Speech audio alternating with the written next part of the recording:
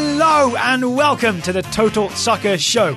My name is Daryl Grove and I'm joined by a man who I might be able to convince to join me on the Wolverhampton Wanderers hype train. His name is Taylor Rockwell. Hello. Hello. I do feel like a Wolves hype train would be slightly more fun than the broken down Pontiac Aztec with a Manchester United decal on the side that I'm currently experiencing.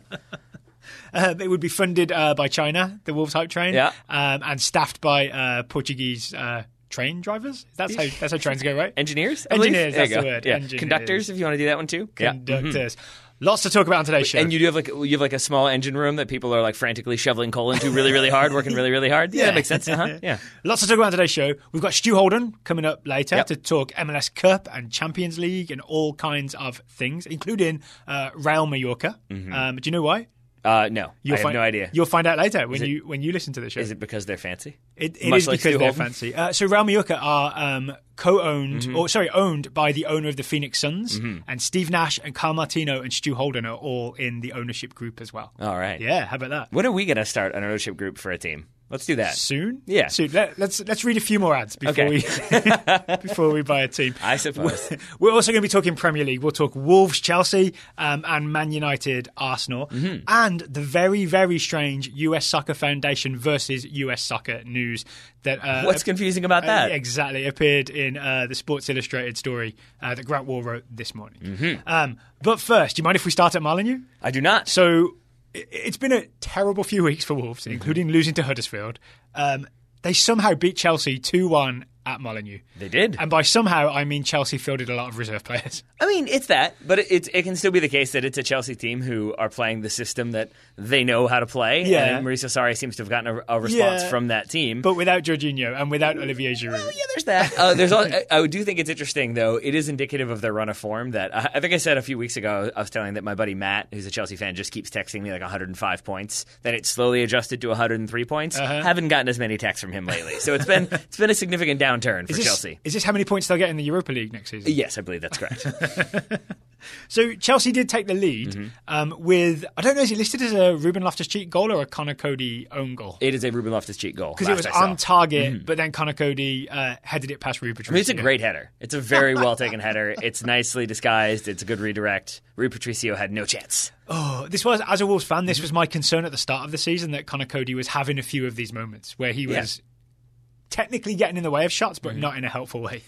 Okay, that makes sense, but I would say that you should flip it around for a second. And you should look at this as, if this game were happening and you were looking for your best case scenario, you, Daryl Grove, a Wolves fan, who also happens to like Ruben Loftus-Cheek quite a bit, it was Wolves winning, Ruben Loftus-Cheek scoring, and I feel like looking like maybe the best player in that Chelsea midfield yesterday, which again isn't saying as much as it normally would. Because in the end, it's a 2-1 win to Wolves. Is. And we've got to talk about young Morgan Gibbs-White. I suppose we should. Gets the assist, sets up Raul Jimenez, finally back on the score sheet. Raul Jimenez.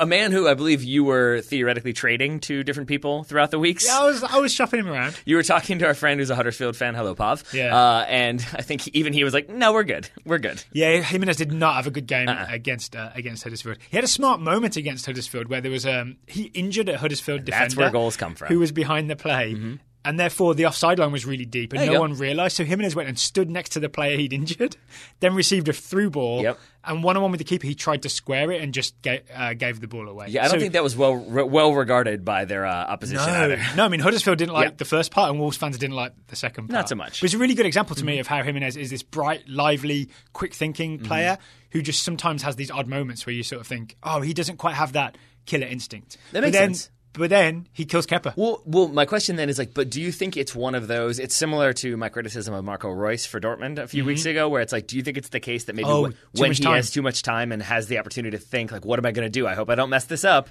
That then you're kind of in a negative headspace. Yeah, maybe.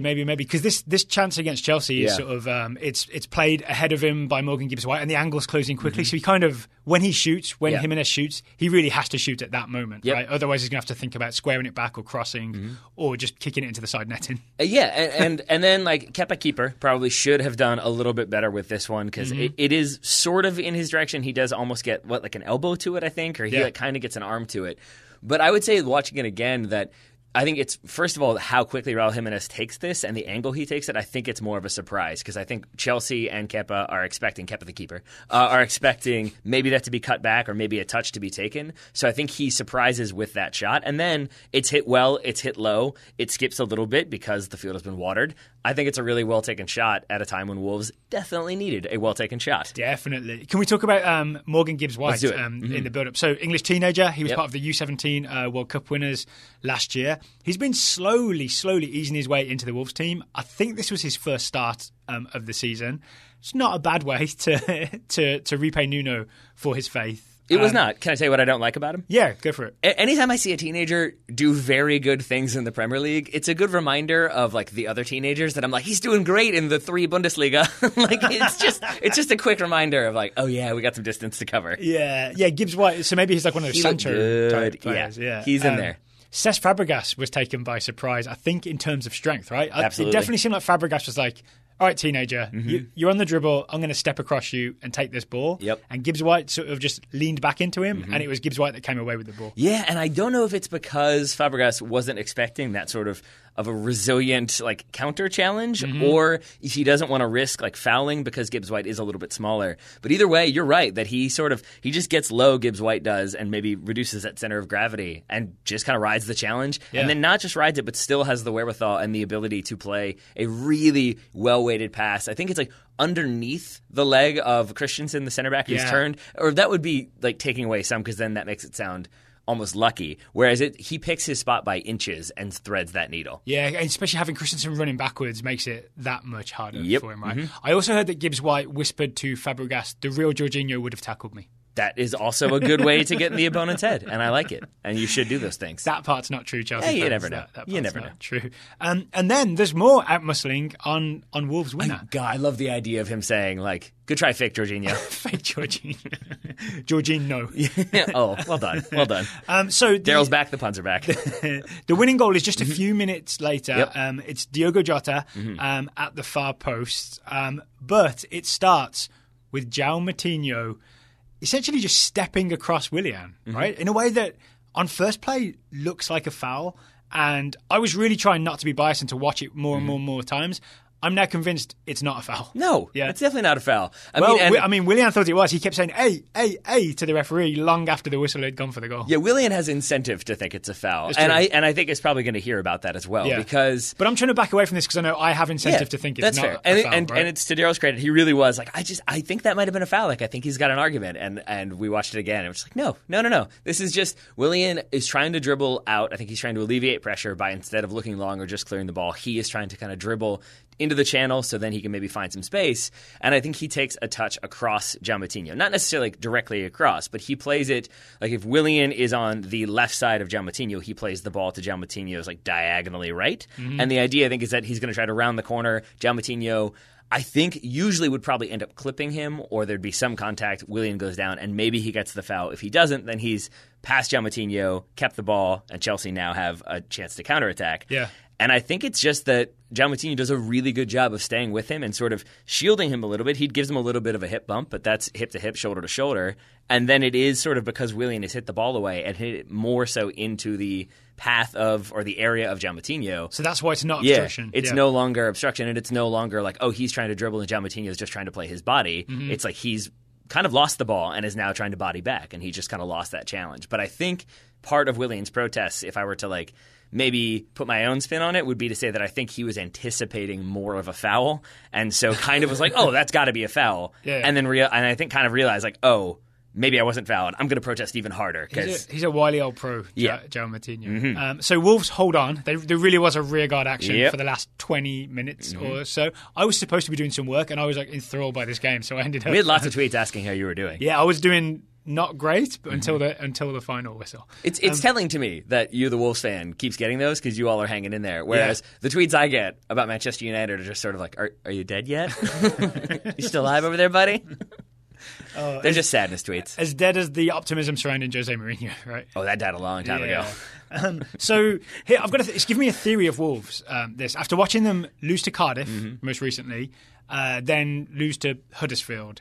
I think Wolves may fare better against bigger teams because they're forced to be a counter-attacking team, right? I think for some reason that just basically seems to work better for them than when they have a load of the ball like they did against Cardiff, or when they're the team that wants to go out and play like they did against Huddersfield. And in the Huddersfield game, essentially Huddersfield just pressed and tackled hard in midfield, and Ruben Neves and João Moutinho were just like, oh, we can't handle this. Aaron Moy keeps fouling us. Yeah.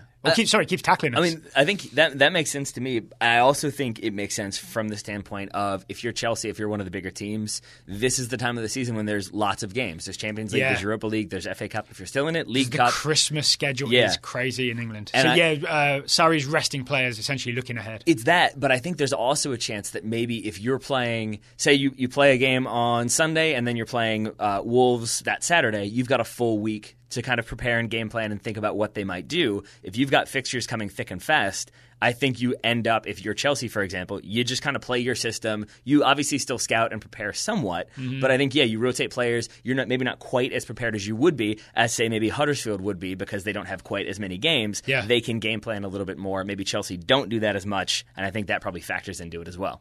Should we move on to your team? If we must. So Man United, I only saw highlights of this. I didn't see this full game. I think you saw a lot more than me. Yeah. Man United were down twice and equalised twice.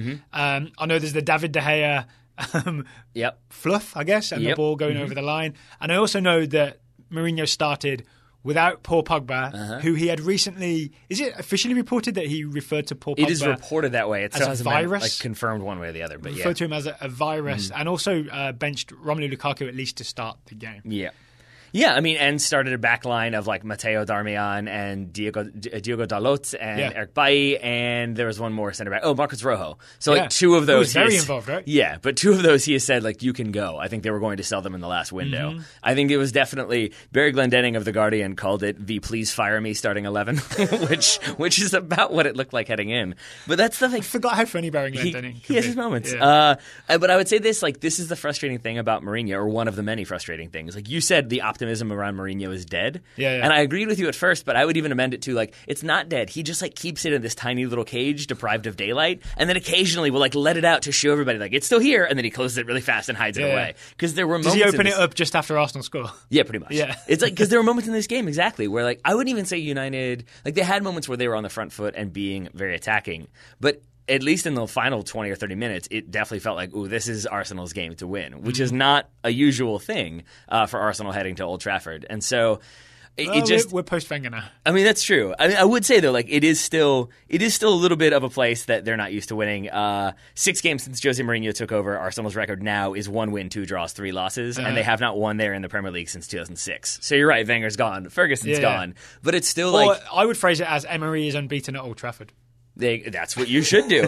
So you can prove anything with stats. But like I do think that there is something to be said for not necessarily like there's a jinx or there's a curse, but I just think if you know like we always find a way to lose here or we always give away stupid goals, that as soon as you make a mistake if you're Arsenal, you can get a little bit nervous and you can back off. And I think that's something that United teams in the past have sort of gone after.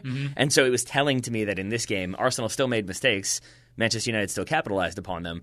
But it still ended up being a draw that Arsenal will probably be more than happy with because they're now 8 points clear of Manchester United in that fourth place spot. Ooh, is that right? Is that right? Can we just talk about the David De Gea moment? Sure. So, first time I saw this, so it's David De Gea it's a Mustafi header, right? David De Gea, one bounce, I think maybe bounces higher than he expected, tries to get his hands to it and lets it slip like behind his fingers, essentially.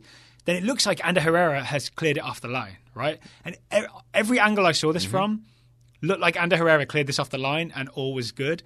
So you're saying we were cheated out of the game? I am not. But I would bet good money that before the presence of goal line technology, where it's really judged by, I've forgotten what the name of the system is, but... Is it Hawkeye or is it the other one? I think it might be Hawkeye, where it literally judges when the entire ball has passed the goal line, the ref's watch says goal. It really does just say GOAL on it. And that's it, right? It's official. Until we saw the digitized image, it really looked like Herrera cleared it off the line. So I don't think this would have been given in the olden days. You mean the fake one that was made up to make it look like the ball went in? No, I'm with you. It definitely would not have been given. Because Jose Mourinho's new plan is get better at Photoshop. Yeah, I mean, that would be ideal. But I'm with you because, and I also think that in years past, atmosphere and circumstance comes into it. And I think if you're the official refereeing at Old Trafford, it's a very lively ground, generally speaking.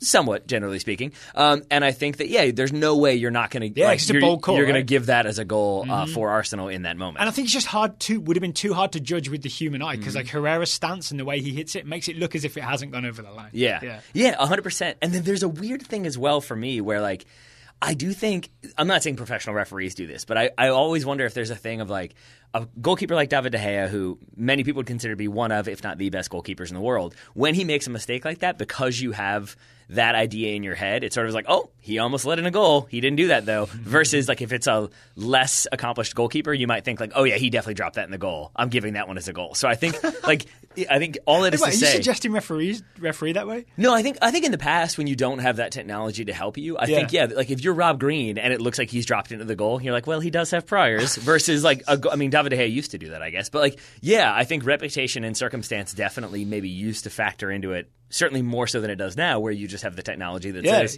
it's a goal. Just check your watch. And it makes me happy. It really does, even as a United fan, because that's the benefit of justice technology. Was done. Exactly. So exactly. We're just pro goal line technology 100%. 100%. Because it does remove the debate from what just happened. Yep. Yeah. Because otherwise you would have had Arsenal fans saying, oh, that was definitely over the line, and Man United fans saying, there's no way that was over the line. We just have the absolute proof that it was about an inch over the line. Yep, we sure do. Despite Ander Herrera's best efforts. Yes. Anything else from this game that you wanted to talk about? Yeah, I would just say Marouane Fellaini has some bad karma coming his way. Why is that? Guendouzi for Arsenal did not start, I believe, did come on as a substitute, as did Marouane Fellaini, who then pulled Guendouzi's hair back aggressitely. No. Yeah, it was bad. Jealous because he was missing his? That was all the jokes. It was like, as soon as he cuts his hair. Am I late to that party?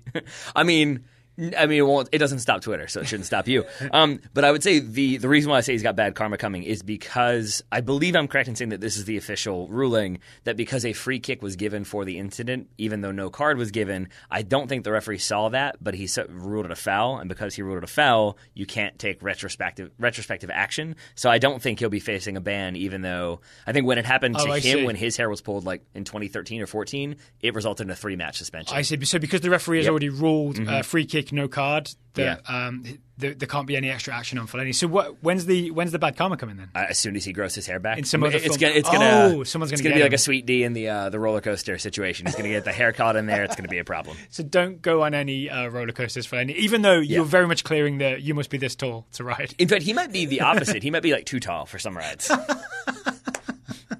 If you want to keep your head, don't go on this ride. All right, are we all done with Man United Arsenal? I mean, unless you want me to just do like a sad sigh for 20 seconds. I do not. All right. But you can do one about the US Soccer Foundation and US Soccer Federation. I'm not sure how many more sad sighs I have left for US Soccer. So I did not enjoy reading this news this morning. So Grant Wall is the one that reported it, but US Soccer Foundation put out basically a news release this morning explaining. Do you have the official wording? I have it over here if you need it. I have. I don't want us to get the legalese wrong, so I want to make sure. I have Grant Wall's official wording, which is what I'll go with. The U.S. Soccer Foundation, an independent charitable organization, blah blah blah, largely in minority and low-income communities. Wait, Grant Wall wrote blah blah blah. He did. It was weird. Largely in minority. Every creditor should have edited that part out. They've sued the U.S. Soccer Federation on Thursday in U.S. District Court in Washington, D.C.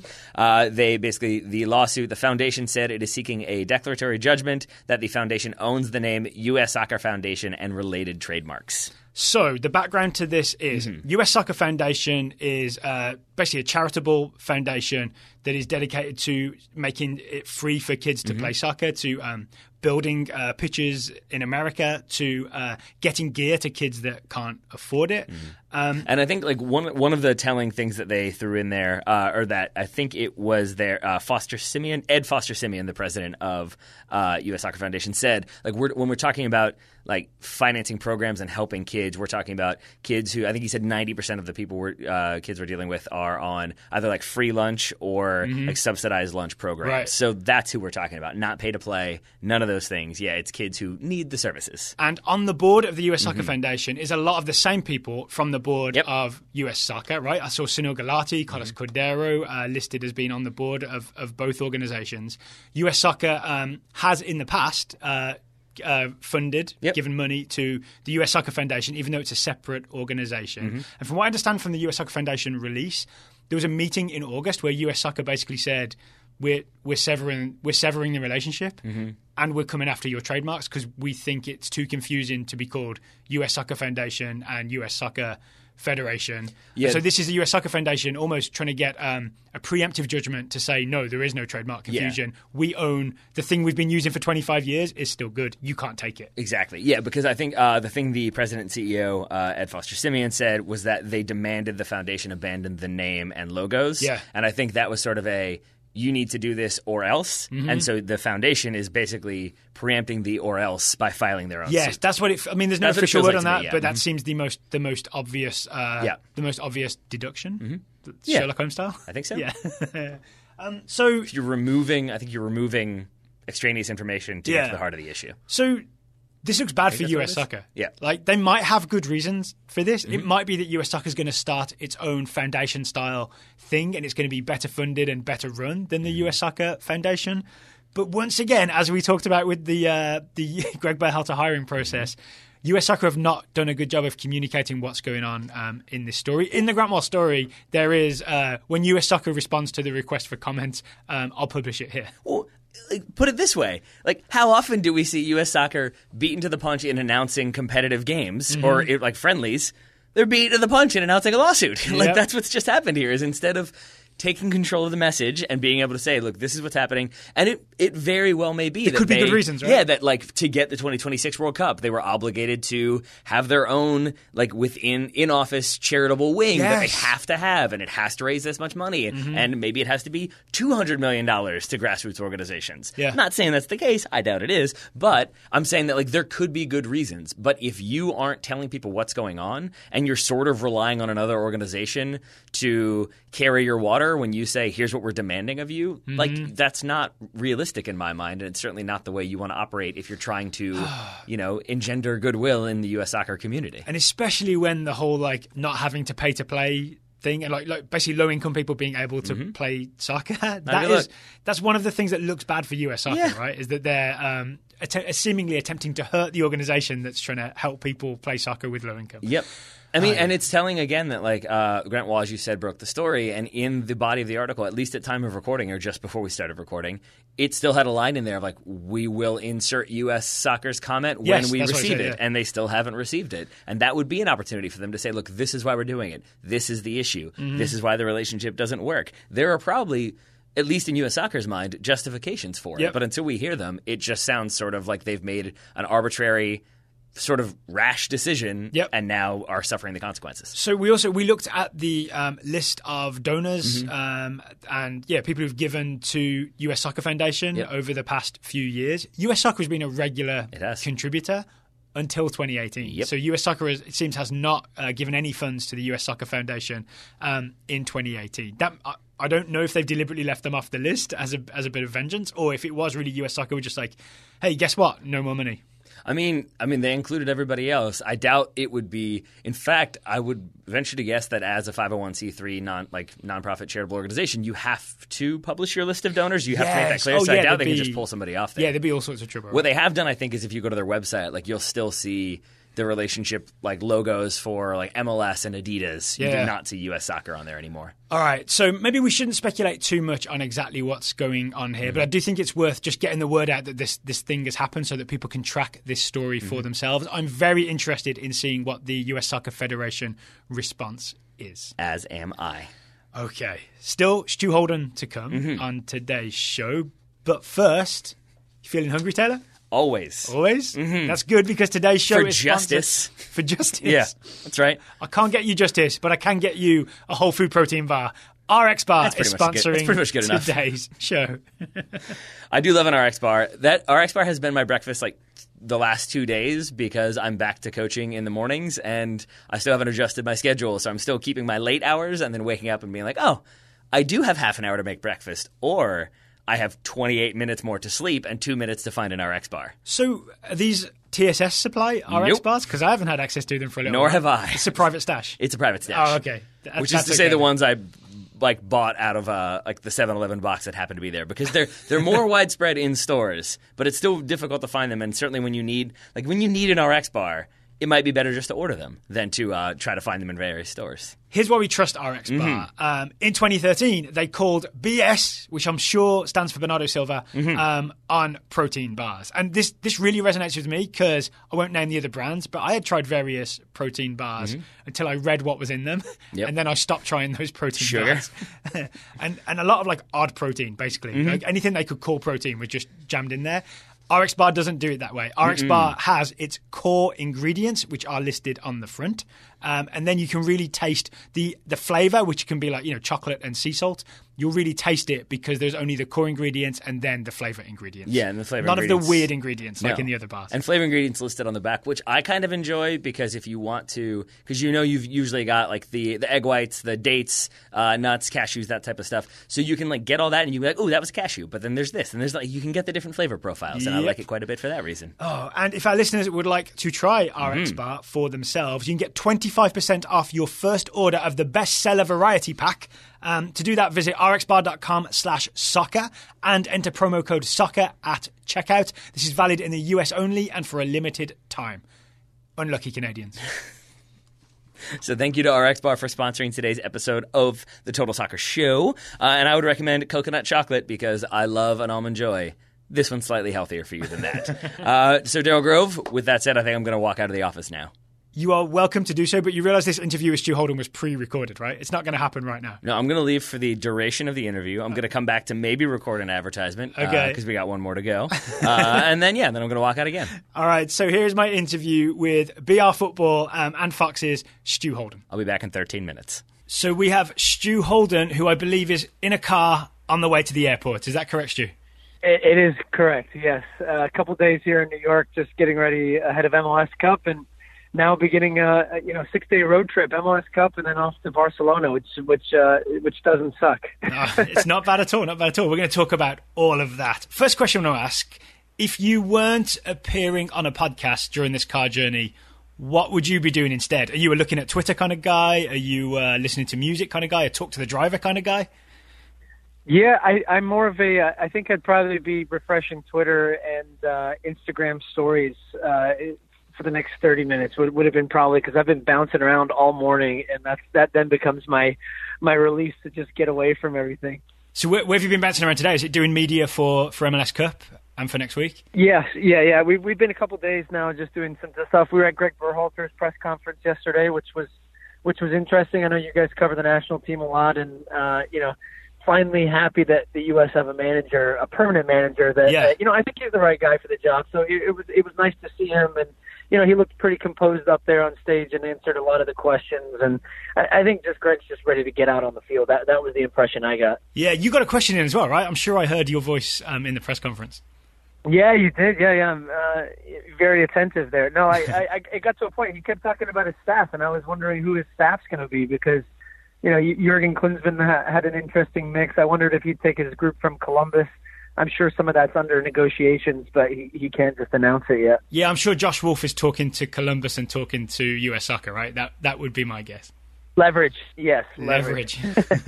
I also... by the way, a quick note to you guys. I know we talked before the World Cup, but I wanted to let you guys know you were helpful in my World Cup prep as well, because I listened to a lot of different podcasts.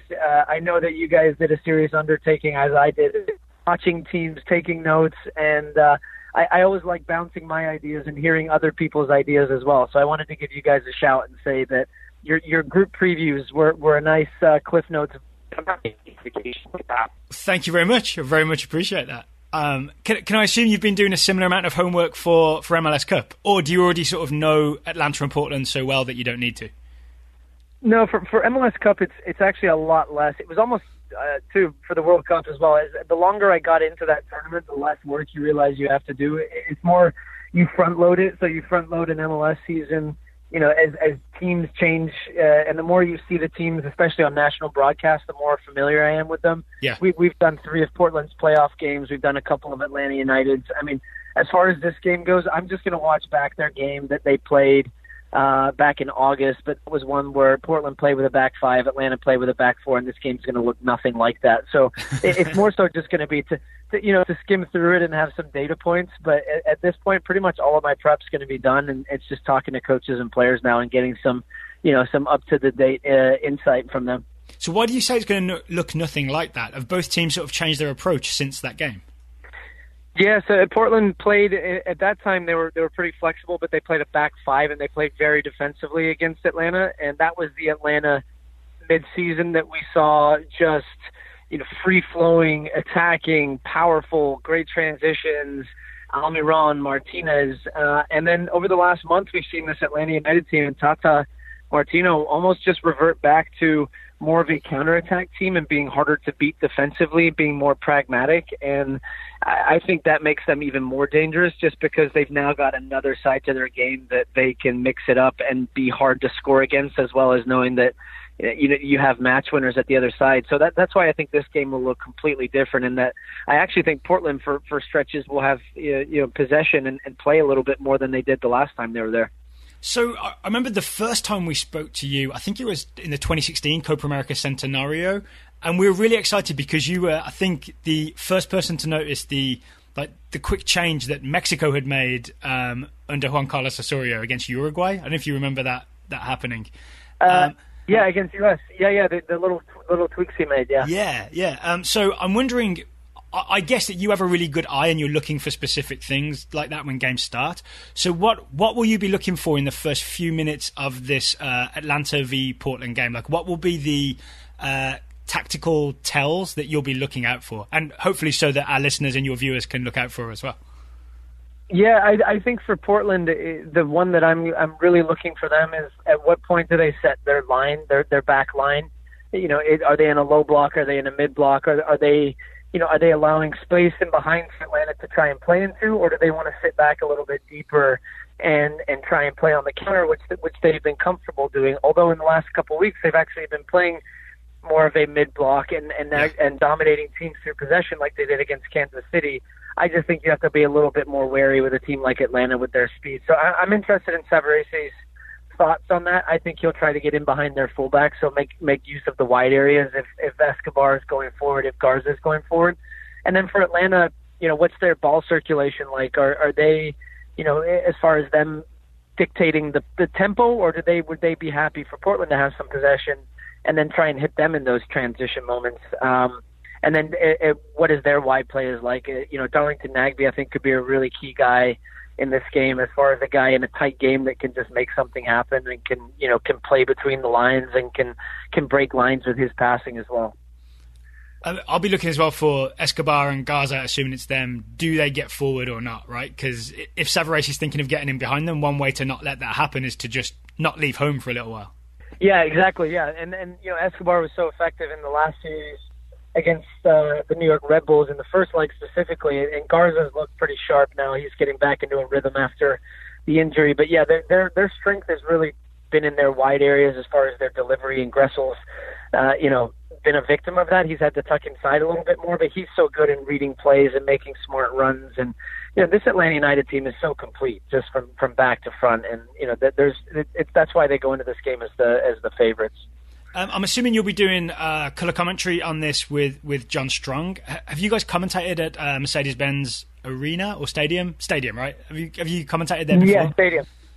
No, we haven't. John has. I have not. And then the other game that we had there on Fox this year, I think the two of them were while we were at the World Cup. So I have not actually even been there. I've heard about it. I know it's 75,000 fans expected. I've heard the booth is amazing, which for a broadcasting nerd like myself, it means I get to sprawl my notes around and get a big fancy TV, and it's just all the bells and whistle I think that make for a great broadcast. So no, that John and I have done, I think he worked it out, I think it's 60 plus games together this year, and this will be our last one. So he's off to Hawaii Monday morning and hopes to never see me for at least a month.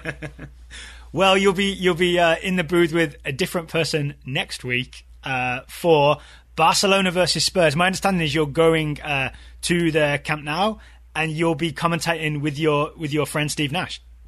Yes, so a totally different experience for me in that, I will be, Steve and I are traveling over. We're doing kind of a players-only version, which you've probably seen with TNT have done with basketball. And it's not as – I've had a lot of people, even John Strong, saying, oh, you're coming for my job now. Now you want to be a play-by-play. And I'm like, I have no interest in being a play-by-play. And, in fact, I don't anticipate this to sound anything like a traditional broadcast other than you're going to get some analysis. You're going to get the feeling that you're sitting on the couch next to Steve and I, and that we're just having good conversation and also describing good moments that happen in and around the goal boxes. But really for this to be a fresh take and a little bit of a looser feel to it than what you might be used to hearing. Now, in saying that, I know that not everybody's going to love it. I know that not everybody's going to hate it.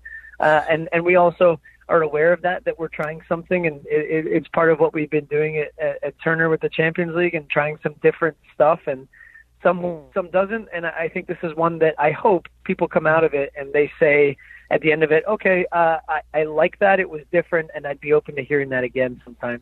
So let me run some ideas past you, and I hope I don't offend, because I have a specific way that I like commentary to go.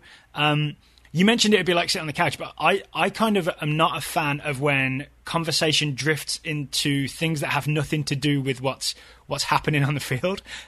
So my hope was for you as the lead play-by-play guy, even if it's not quite that specifically drawn, was that you would be able to play-by-play about what's happening, but also give some insight into why things are happening, or what the options are for that player in the moment. So, are my hopes for that too high, or what should we expect? No. I think you're right on key. I do imagine one or two conversations, especially if it's Tottenham, that maybe they get some bigger picture. But what I like about having the two analysts, and I found this in doing a 3-man booth with Landon as well in the past, is that you're able to cut layers a little bit deeper on the technical aspect. So I think that between Steve and I asking each other questions about why certain things are happening within the game, my hope is that conversation then becomes insightful and it becomes a tool that you can use to talk about why Barcelona are doing so well in this 4-3-3 and why is Busquets so important in this role within this game and what he's doing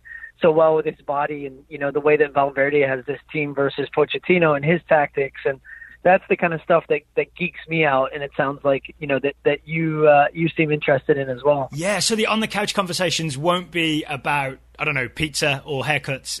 It'll be about what's happening on the field. And I suppose I wasn't giving Steve Nash enough credit, definitely not pizza, right? because Steve's vegan, so definitely not pizza.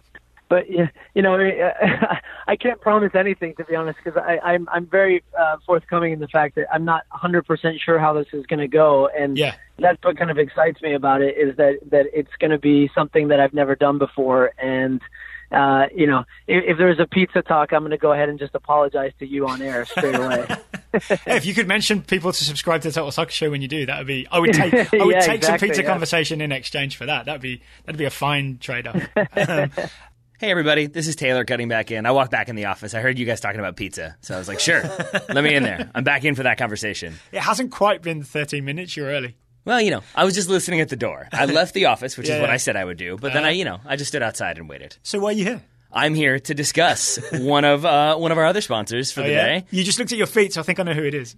Well, it's greats, except today I'm not wearing my greats. You're not? Because okay. I'm saving them for this evening. We're taking a decently long journey to Atlanta for MLS Cup. We haven't actually told our listeners until right now that we're definitely... It's been hinted at in your Matt Gunn interview, right? We'd only made a very, very late decision to head on down to Atlanta for MLS Cup. So we're going to live that bus life. We're going to live that bus life overnight on the bus. I'm not sure it's the best endorsement of greats to say that you're going to be wearing them on the bus. Oh, I think it's a better endorsement that you'll be wearing them in Atlanta when you're the man about town, looking stylish wherever you go. Well, see, first of all, it's a good thing because when you're packing light, which we will be because we're only going to be in town for the weekend, you wear the shoes that you're going to wear the most often. Oh, I see. I'm wearing the shoes that I'm going to wear most often, but so it is an endorsement. Yeah, because they're also very comfortable, but still stylish, so you can wear them in a comfortable setting. I plan on wearing soccer warm-ups and my greats. It is also probably a shirt. It is genuinely soft, supple leather that really does grip your foot very, very nicely. Yeah. They also, I don't know if this is necessarily greats or just that I take better care of them, but they also don't smell. I do feel like there's, if you wear don't shade at mine.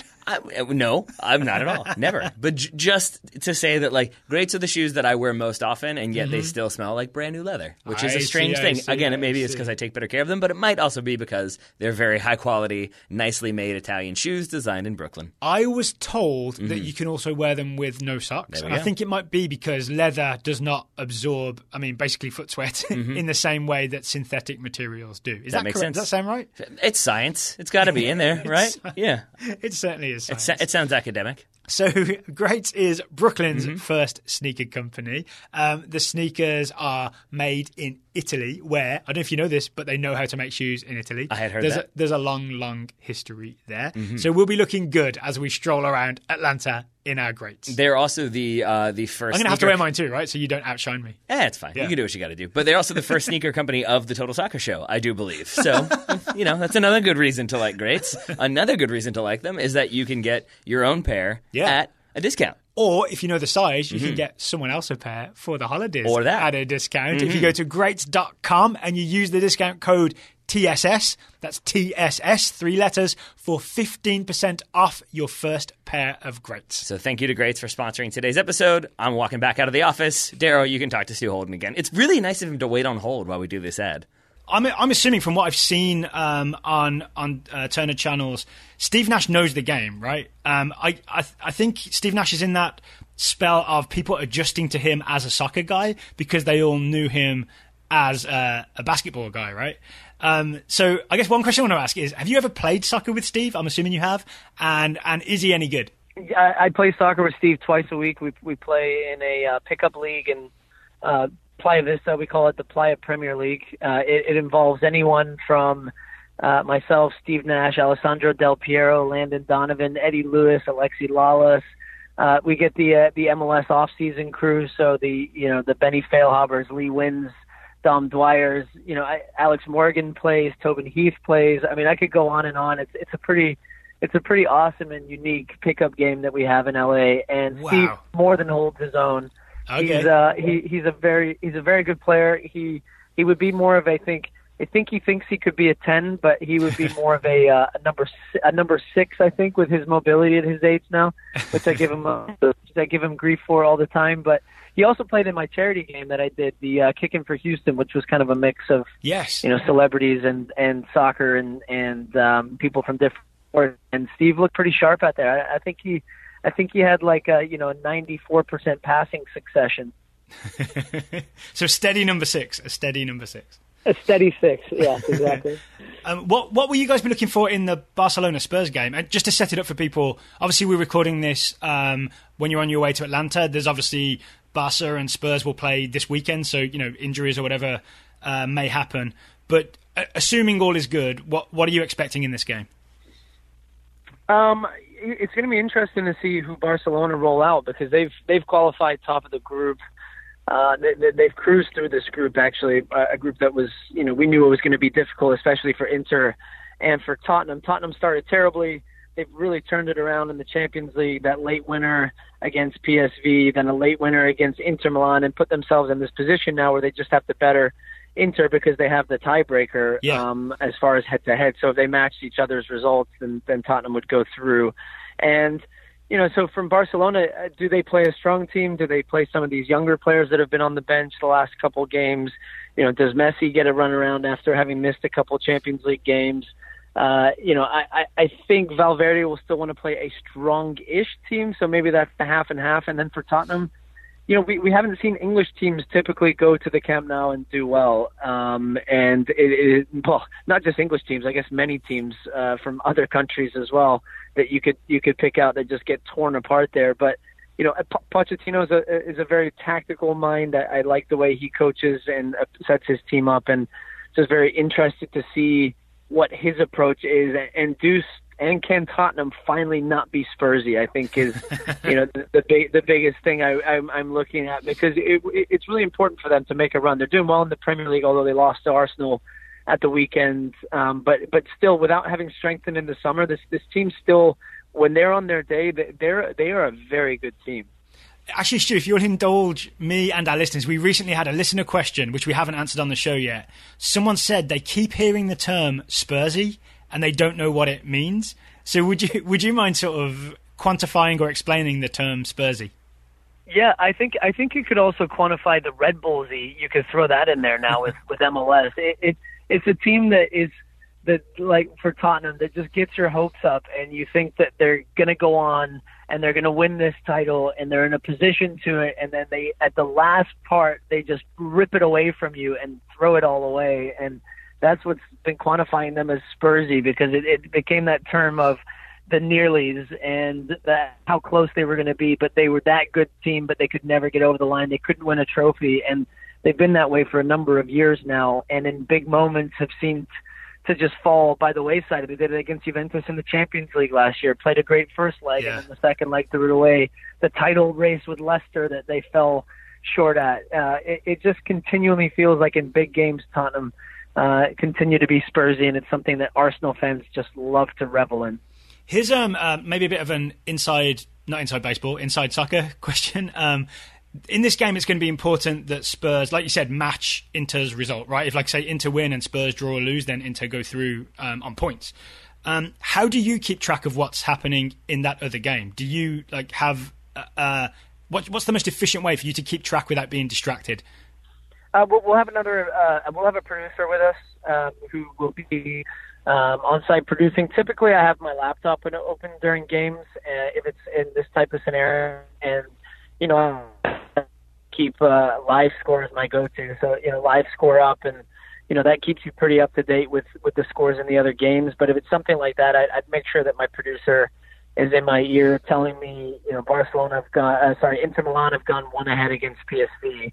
At which point then you can let the viewer know. I know not all viewers like that because sometimes they DVR games and like to watch them separately. But I think in this case it informs what's happening in the Barca Spurs game, right? It's almost part of the drama. And that's why I'm totally agree with you on that because it gives context to the game that you're in, and almost if you're not doing that, you're doing the viewer a disservice, I think, because there would be a reason that Tottenham would be pushing numbers forward, and you'd have to tell them that that's because Inter Milan have gone ahead and Tottenham need to win now at the Camp Nou. So, the players on the field are very aware of that as well. Maybe not in the first half, but certainly by the second half and halftime, coaches, when I've been in that type of situation, they would be letting guys know, and then somebody would be relaying that throughout just to make sure that, hey, if you have to push the game, or hey, we know now we can sit back a little bit and soak up some pressure. So I know that you're very familiar with the Premier League, not just from playing there, but I assume you kind of watch it regularly. I was going to ask you how familiar are you with Spanish soccer until I remembered that you and Steve Nash have an ownership stake in a Spanish team, right? In Real Mallorca. Yeah, we do, yeah. So I think I want to just ask you how that came about and what that's like on a day-to-day basis. It actually came about through Steve.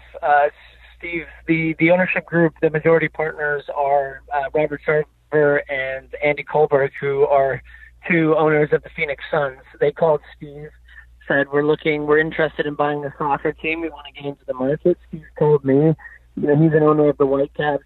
Him and I watch a lot of soccer together. We talk about soccer on the daily. And he said, would you be interested in forming almost a soccer consortium with me as part of this ownership group? To which my answer was 1,000% yes. You blink when you think about, as a player, when I was a kid, I wanted to be a professional soccer player. And then, as you know, your career is winding down through injury. Broadcasting has been something I love doing, but it was always kind of the soccer nerd in me, the football manager back in my day, playing that game for hours upon end. It would be cool to have that in real life and to own a soccer team. And it's been a thrill for me. It's something I've grown into. Initially, it's hard when you're an ownership group and you're based in the United States to have the real type of influence that you want to, because you're not living it day to day. You're not breathing it. You're not there. You don't have relationships. You don't know the players. You don't know the coaches. So for me, over time, I've been trying to get there at least 3 times per year now. We watch every game on the internet. I've formed some really great relationships with our CEO and our sporting director, the head of our academy. We're keeping progress on the players that are coming up through our academy, which we have some great ones. Our best story is Asensio, who came through our academy now playing really well at Real Madrid. Yeah. And, we when we took over, we were relegated to the third division. So it was a real blow to the club. But in many ways, it's proved to be the best thing that happened for us, because we were able to restructure the club in a way that has set an incredible foundation going forward. And we got promoted last year, and now we're currently sitting, at the time of this conversation, we're sitting 6th in the Segunda. So we're in the playoff places to potentially get up to La Liga, which is exciting. And I'm sure, American listeners may not know this, but Mallorca it's one of the Balearics, right? It's the biggest Balearic island off the coast of Spain. And it is I'm sure you know this, you grew up in Scotland a little bit, right? And then lived in England a long time. Yeah. It is one of the destinations for British people to go on vacation. So I kind of wondered, do you get a lot of tourists going into Mallorca games? Yeah, we do. So it's actually, and then used to vacation to Mallorca. So, it's pretty full circle now that I own a team in Mallorca and actually have a business write-off to be able to go on vacation there. But the island, it has about a little less than 1 million population. We draw pretty consistently in the 12 to 16,000 range, depending on the game. But we've made a real push on how can we bring in some of those tourists that come to the island to a soccer game, because you have to make it more of an experience. And we, as an ownership group, have taken advantage that we have American owners that are great in entertainment and with things like the Phoenix Suns. And we've created experience like a VIP experience where you can watch the game on the field level and, champagne bar, et cetera, that maybe drive some of these tourists that come to the island for vacation, but think, hey, I'd love to go see a football match. Yeah. And that's been a fun part of us expanding our business. And we only know that would be a football match because Lionel Messi and Barcelona are playing here this weekend. And do you do any push towards the American market? Because I know you and Steve, I think Kyle Martino is also involved as well. So is there any sort of push at basically getting Americans to support Real Mallorca, or is that too much of an ask in the Segunda? No, I think it's definitely in our plan down the line, and I would actually love to have some more American players eventually make their way and play for our club.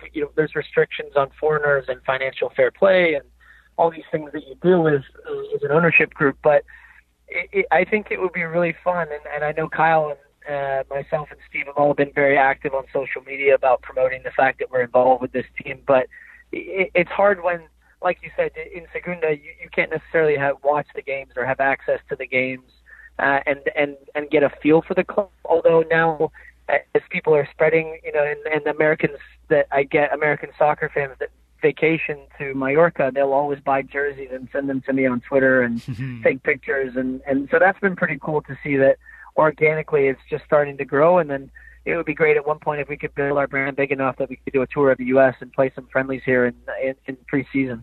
I think, if you could get some American players on loan, like even to say, Conrad De La Fuente, the kid at Barcelona B in a couple of years, or guys like that, I think Mallorca could become like the hipster team for US men's national team fans. I'm all with it, man. I'm all with the hipster team. We can take that title, and I'm blanking on his name right now, but we actually just signed an American youngster fullback from Indianapolis. His name is right on the tip of my tongue, but I'll make sure I get that for you guys. Yeah, I will. I'll tell you what, I'll edit it in, so by the time listeners hear this, I'll be interjecting into my own conversation to tell people the name of that player. Hey, listeners, this is me interjecting as promised. The player was Akil Watts. Do you remember Akil Watts? He was part of the 2017 World Cup U17 squad. A big thanks to, on Twitter, at DanielSmith1022 and at TJFTBL. Both of whom are not only very knowledgeable about soccer, but apparently are very, very fast typers. So thank you both for the quick responses. Perfect. You're also going to Valencia as well, right? Or Valencia, as I believe it's pronounced. So that's kind of the fun part of this trip. Yeah, we're landing. I land Monday. Steve lands Sunday because I'm coming straight from Cup, and we're meeting at La Masia, Barcelona's academy. We're going to shoot some stuff with them there. We're going to do some interviews. We're going to kind of, do some a more Bleacher Report style report on just kind of the culture from La Masia and why they create such great players, and what it means to be a part of the ethos of Barcelona. And then we do the game Tuesday, and then we fly Wednesday morning, 6 a.m. straight to Valencia.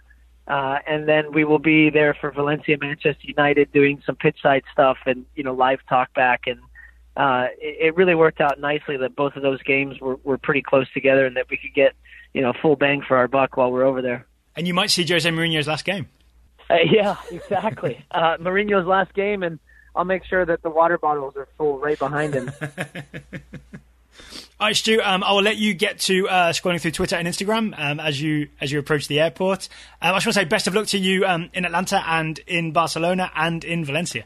The funny part is we've been on together for about 30 minutes, and New York traffic has seen us move about 6 blocks. So that's great.